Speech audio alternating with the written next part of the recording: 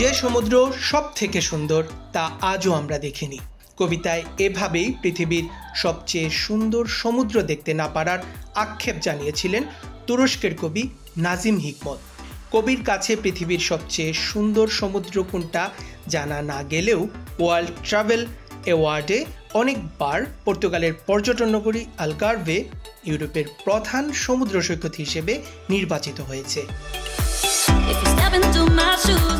Atlantic মহাসাগর ঘেঁষে ৮০০ কিলোমিটারের বেশি জায়গা জুড়ে সমুদ্র সৈকত রয়েছে পর্তুগালে, যার বেশিরভাগ অবস্থিত পর্তুগালের আলগারভে অঞ্চলে।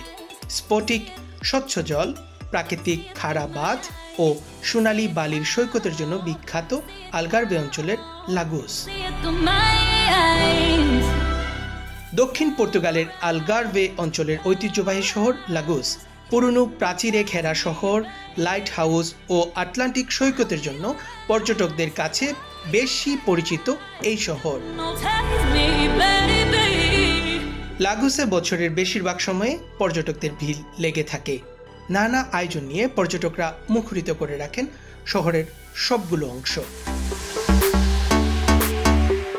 বিশ্বের নানা প্রান্ত থেকে আসা পর্যটকরা এই স্থান ভ্রমণে এসে সৌন্দর্য ও পর্যটক ব্যবস্থা নিয়ে মুগ্ধতা প্রকাশ করেন এভাবেই।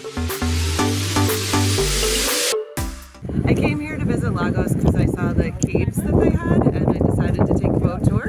So I just did that. They brought us inside the caves. It was really neat to see.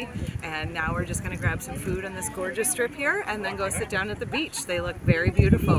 There's lots of caves, there's stairs, there's beach bars, so we're going to go enjoy everything. We're here in Portugal visiting, been here for about 24 hours so far. It's absolutely beautiful, clean, everybody seems very friendly.